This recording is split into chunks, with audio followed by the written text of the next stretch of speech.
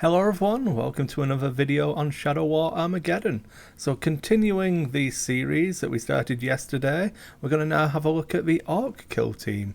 So I've got the page open here. You can't see it too well, but since it isn't on the PDF that came out, I'll just let you all have a quick look at this. So, nice and simple, Ork Kill Teams. So first off, we'll go over the special rules. They have the Here We Go rule, which is add +1 attack to an Ork fighter from an Ork boys kill team if they made a charge move in the same turn. So if they charge, you get an extra attack. It's a bit wordy to say that, but there we go. Then they also have the mob rule. While there are more fighters from this kill team on the battlefield than there are enemy fighters, add +1 to the leadership characteristic. When there are double the number of fighters or more from this kill team on the battlefield than there are enemy fighters, add 2 to the leadership characteristic instead. Fighters from this kill team who are down are not included.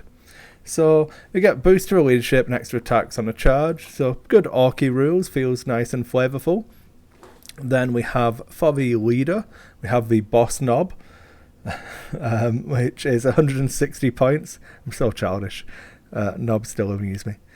They have movement 4, weapon skill 4, ballistic skill 2, strength 4, toughness 4, 2 wounds, initiative 3, 3 attacks, and leadership 7.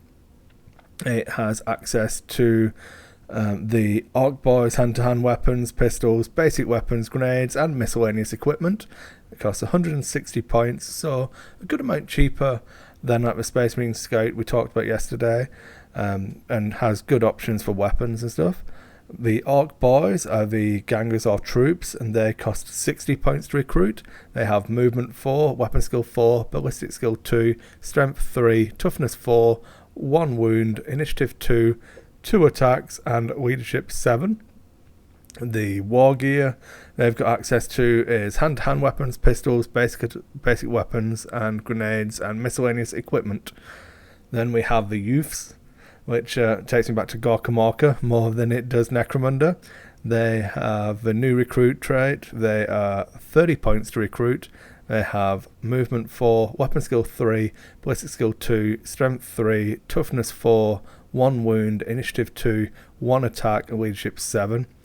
They have access to Ork boys hand weapons, pistols, basic weapons, grenades, and miscellaneous equipment. And then the Spanner boys are the specialists who cost 70 points, have the same stat line as the Ork boys, and they have the pistols, special weapons, grenades, and miscellaneous equipment. So the special weapons they get access to is the rocket launcher and big shooter. Rocket launcher is 130 points, big shooter is 150. So still worth taking. I think rocket launcher with these guys is going to be obviously 200 points. So still relatively cheap when you consider that's the same points as an unupgraded Space Marine Scout Sergeant. So I think these guys are definitely going to be balanced. I know there was a little bit of worry when we saw that the box was 10 Space Marine Scouts and a box of Orks. So I think you're never going to be able to field all 10 Scouts, whereas you could quite feasibly get the full mob of Ork boys on there, which is going to be pretty good. I mean, youths I think are going to have a lot of value in here. 30 points to recruit them.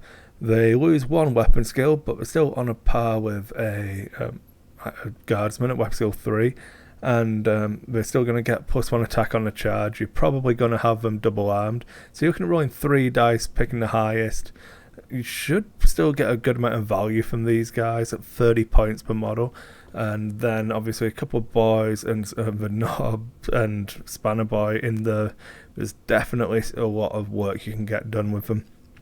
For the weapon list, we've got choppers, buzzsaws, sluggers, big shooters, combi weapons, and a lot of different bits and pieces in there. But I think I'd be keeping the majority of them pretty cheap and going for a combat kind of gang here.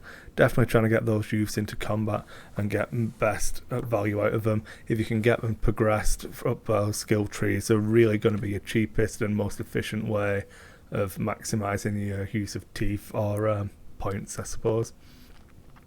I did have a question, obviously, on the specialists. I hadn't covered them in the Space Marine one. I am going to cover all of the specialists, all in one article as well.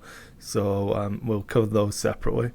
But we'll talk about the way they work specifically when we do that conversation. I just want to cover the core of actually starting your gang off.